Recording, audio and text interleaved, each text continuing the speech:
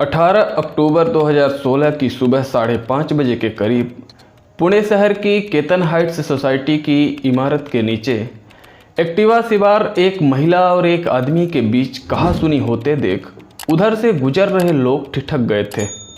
औरत से कहासुनी करने वाले आदमी की आवाज़ धीरे धीरे तेज होती जा रही थी।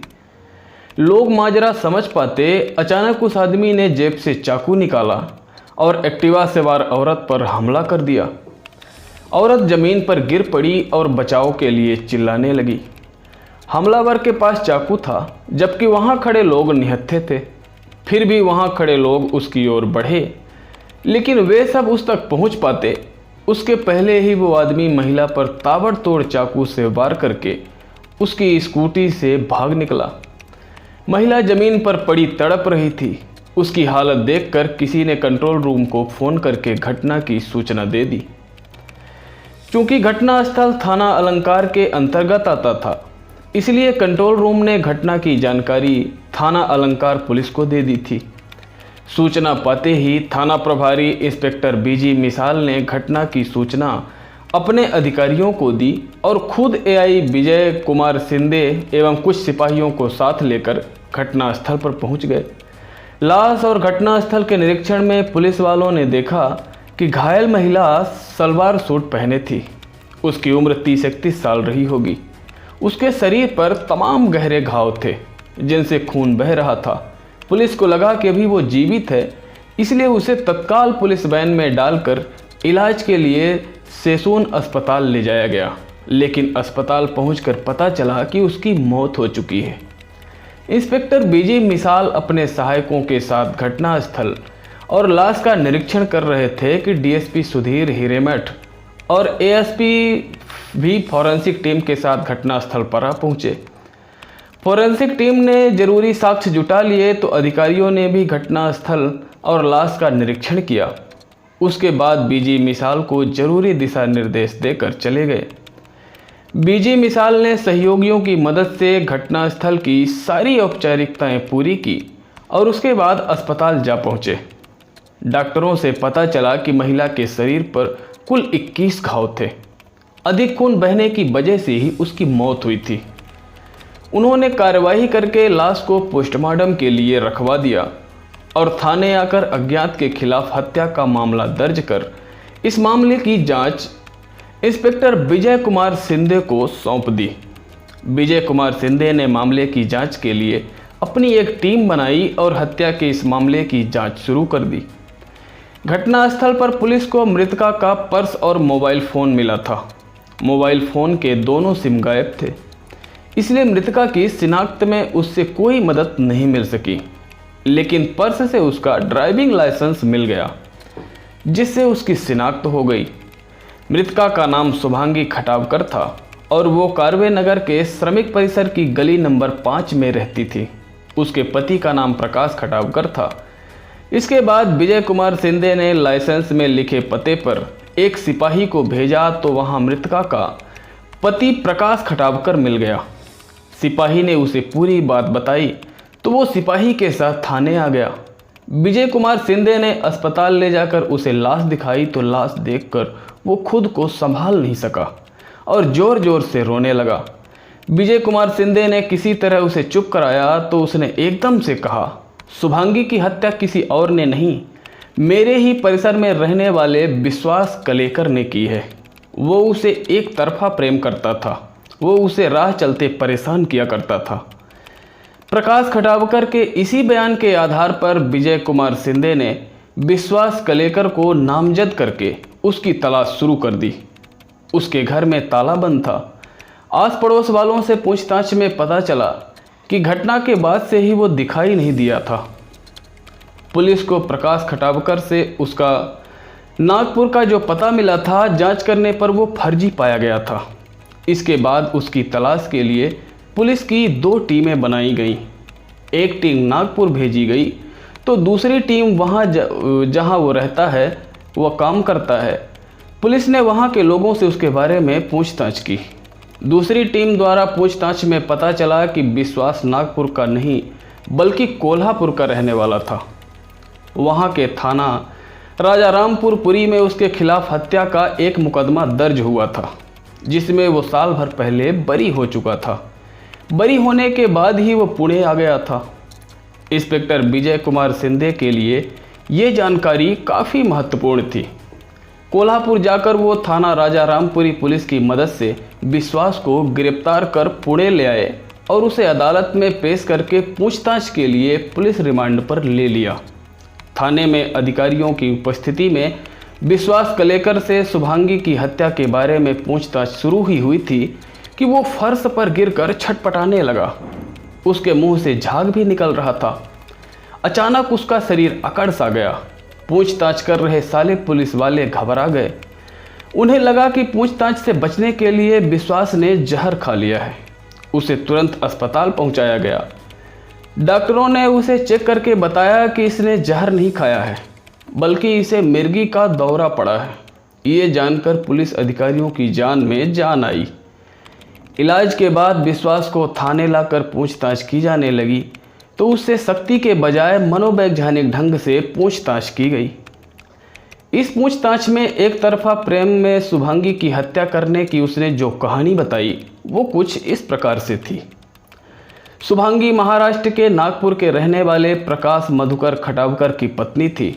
जिस समय शुभांगी की शादी प्रकाश से हुई थी उस समय वो बीकॉम कर रहा था। शुभांगी जैसी सुंदर, संस्कारी और समझदार पत्नी पाकर वो बहुत खुश था। पढ़ाई पूरी करने के बाद कुछ दिनों तक वो गांव में पिता मधुकर खटावकर के साथ खेती के कामों में उनकी मदद करता रहा। खेती की कमाई से किसी तरह परिवार का खर्च तो चल जाता था, पर भविष्य के लिए कुछ नहीं बच पाता था। ऐसे में जब प्रकाश और शुभांगी को एक बच्चा हो गया तो उसके भविष्य को लेकर उन्हें चिंता हुई। दोनों ने इस बारे में गहराई से विचार किया तो उन्हें लगा कि बच्चे के बेहतर भविष्य के लिए उन्हें गांव छोड़कर शहर जाना चाहिए। इसके बाद प्रकाश और शुभांगी घर वालों से इजाज़त लेकर पहले मुंबई, उसके बाद पुणे जाकर अस्थायी रूप से बस गए थे। पुणे के जेल रोड पर किराए का मकान लेकर उन्होंने रोजी रोटी की शुरुआत की। प्रकाश को एक प्राइवेट कोऑपरेटिव बैंक में नौकरी मिल गई थी, तो पति की मदद के लिए शुभांगी कुछ घरों में खाना बनाने का काम करने लगी थी। इस काम से शुभांगी को अच्छे पैसे मिल जाते थे। इसके अलावा वो घर से भी टिफ़िन तैयार करके सप्लाई करती थी। इस तरह कुछ ही दिनों में उनकी आर्थिक स्थिति काफ़ी मजबूत हो गई। शुभांगी के पास पैसा आया तो इसका असर उसके रहन सहन पर तो पड़ा ही, उसके शरीर और बात व्यवहार पर भी पड़ा। अब वो पहले से ज़्यादा खूबसूरत लगने लगी थी। जल्दी ही शुभांगी और प्रकाश ने करवे नगर के श्रमिक परिसर की गली नंबर 5 में अपना खुद का मकान खरीद लिया था। बच्चे का भी उन्होंने एक बढ़िया अंग्रेजी स्कूल में दाखिला करा दिया था। शुभांगी को मेहनत ज़्यादा करनी पड़ती थी और उसके पास समय कम होता था। उसकी भाग दौड़ को देखते हुए प्रकाश ने उसके लिए स्कूटी खरीद कर दी थी। शुभांगी घर और बाहर के सारे काम कुशलता से निपटा रही थी। इसके अलावा वो अपने शरीर का भी पूरा ख्याल रखती थी। बन सवर कर वो स्कूटी से निकलती तो देखने वाले देखते ही रह जाते थे। उसका शरीर सांचे में ढला ऐसा लगता था कि वो कहीं से भी 13 साल के बच्चे की मां नहीं लगती थी। उसकी यही खूबसूरती उसके लिए खतरा बन गई। शुभांगी जिस परिसर में रहती थी उसी परिसर में 40 साल का विश्वास कलेकर भी 1 साल पहले कोल्हापुर से आकर रहने लगा था। रोजी रोटी के लिए वो बड़ा पाव का ठेला लगाता था। एक ही परिसर में रहने की वजह से अक्सर उसकी नज़र शुभांगी पर पड़ जाती थी। खूबसूरत शुभांगी उसे ऐसी भाई कि वो उसका दीवाना बन गया। इसकी एक वजह यह भी थी कि उसकी शादी नहीं हुई थी। शायद मिर्गी की बीमारी की वजह से वो कुमारा ही रह गया था और जब उसे घर बसाने का मौका मिला तो उसमें भी कामयाब नहीं हुआ। जिस लड़की से वो प्यार करता था उसकी हत्या हो गई थी और उसकी हत्या का आरोप भी उसी पर लगा था, लेकिन अदालत से वो बरी हो गया था। बरी होने के बाद वो पुणे आ गया था और उसे शुभांगी से प्यार हुआ तो वो हाथ धोकर उसके पीछे पड़ गया। शुभांगी तक पहुंचने के लिए पहले उसने उसके पति प्रकाश से ये बताकर दोस्ती कर ली कि वो भी उसके गांव के पास का रहने वाला है। इसके बाद जल्दी ही वो शुभांगी के परिवार में घुल मिल गया। शुभांगी घर आने जाने में ही उसने शुभांगी के ये कहकर अपना टिफ़िन भी लगवा लिया कि दिन भर काम करके वो इस तरह थक जाता है कि रात को उसे अपना खाना बनाने में काफ़ी तकलीफ़ होती थी। शुभांगी को भला इसमें क्या एतराज़ था, उसको तो ये धंधा ही था। वो उसका भी टिफ़िन बनाकर पहुंचाने लगी। समय अपनी गति से सरकता रहा। शुभांगी विश्वास का टिफ़िन देने आती तो इसी बहाने वो उसे एक नज़र देख लेता, साथ ही उसे प्रभावित करने के लिए उसके बनाए खाने की खूब तारीफ भी करता। अपनी तारीफ तो सुनकर शुभांगी कहने के बजाय सिर्फ हंस कर रह जाती। इससे विश्वास को लगने लगा कि वो उसके मन की बात जान गई है। शायद इसी का परिणाम था कि एक दिन उसने अपने मन की बात शुभांगी से कह दी। उसकी बातें सुनकर शुभांगी सन्न रह गई। वो संस्कारी और समझदार महिला थी, इसलिए नाराज़ होने के बजाय उसने उसे समझाया, मैं शादीशुदा ही नहीं, एक बच्चे की माँ भी हूँ। मेरा अच्छा सा पति है जिसके साथ मैं खुश हूँ। तुम हमारे गांव के पास के हो, इसलिए हम सब तुम्हारी इज्जत करते हैं। तो अपने मन में कोई ऐसा भ्रम मत पालो जो आगे चलकर तुम्हें तकलीफ़ दे। लेकिन शुभांगी के लिए पागल हुए विश्वास पर शुभांगी के समझाने का कोई असर नहीं हुआ। उसने लगभग गिड़गिड़ाते हुए कहा, शुभांगी, तुम्हारी वजह से मेरी रातों की नींद और दिन का चैन लुट गया है। हर घड़ी तुम मेरी आंखों के सामने रहती हो। मुझे तुमसे सचमुच प्यार हो गया है। तुम पति और बच्चे को छोड़कर मेरे पास आ जाओ, मैं तुम्हें रानी बनाकर रखूँगा। तुम्हें कोई काम नहीं करने दूंगा। विश्वास कलेकर की इन बातों से शुभांगी का धैर्य जवाब दे गया। उसने कहा, मैंने तुम्हें इतना समझाया फिर भी तुम्हारी समझ में नहीं आया। अगर फिर कभी इस तरह की बातें की तो ठीक नहीं होगा। मैं तुम्हारी शिकायत प्रकाश से कर दूंगी, ज़रूरत पड़ी तो पुलिस से भी कर दूंगी। शुभांगी की इस धमकी से कुछ दिनों तक तो वो विश्वास शांत रहा, लेकिन एक दिन मौका मिलने पर वो शुभांगी के सामने आकर खड़ा हो गया और पहले की ही तरह गिड़गिड़ाते हुए बोला, शुभांगी, तुम मेरे साथ चलो। मैं तुम्हें जान से भी ज़्यादा प्यार करता हूँ। तुम्हारे बिना मैं जिंदा नहीं रह सकता। शुभांगी ने नाराज होकर उसे खरी खोटी तो सुनाई ही, उसकी इस हरकत की शिकायत प्रकाश से भी कर दी। प्रकाश ने जब उसे समझाने की कोशिश की तो उसकी बात को समझने की बजाय वो उल्टा उसे ही समझाने लगा। इसके बाद दोनों में कहा-सुनी हो गई। परेशानी की बात यह थी कि इसके बाद भी विश्वास अपनी हरकतों से बाज नहीं आया। अब वो शुभांगी को परेशान करने लगा।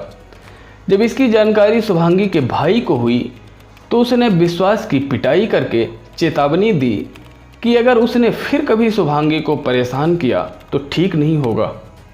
शुभांगी के भाई द्वारा पिटाई करने से विश्वास इतना आहत हुआ कि उसने अपनी इस पिटाई और अपमान का बदला लेने के लिए शुभांगी के प्रति एक खतरनाक फैसला ले लिया।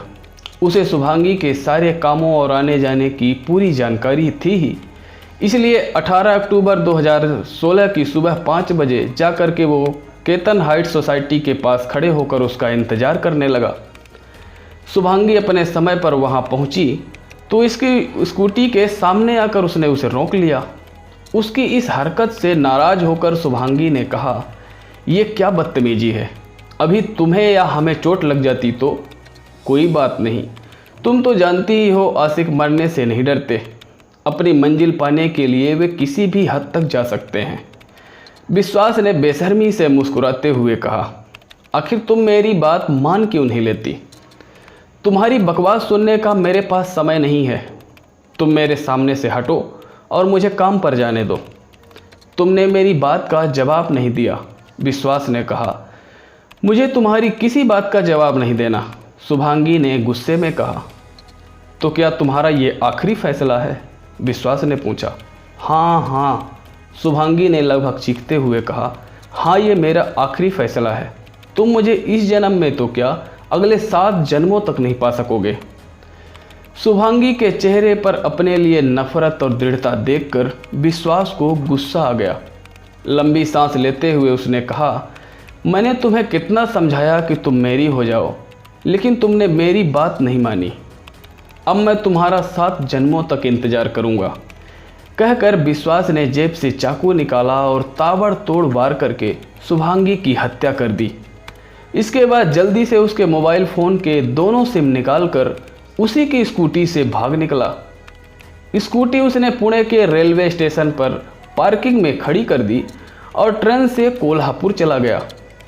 विस्तृत पूछताछ के बाद विजय कुमार शिंदे ने उसके खिलाफ हत्या का मुकदमा दर्ज करके मेट्रोपॉलिटन मजिस्ट्रेट के सामने पेश किया, जहां से उसे जेल भेज दिया गया। इस तरह एक तरफा प्यार करने वाला विश्वास अपनी सही जगह पर पहुंच गया। दोस्तों, कहानी अच्छी लगी हो तो वीडियो को लाइक करें। आने वाली सभी कहानियों को सुनने के लिए चैनल को सब्सक्राइब कर दें।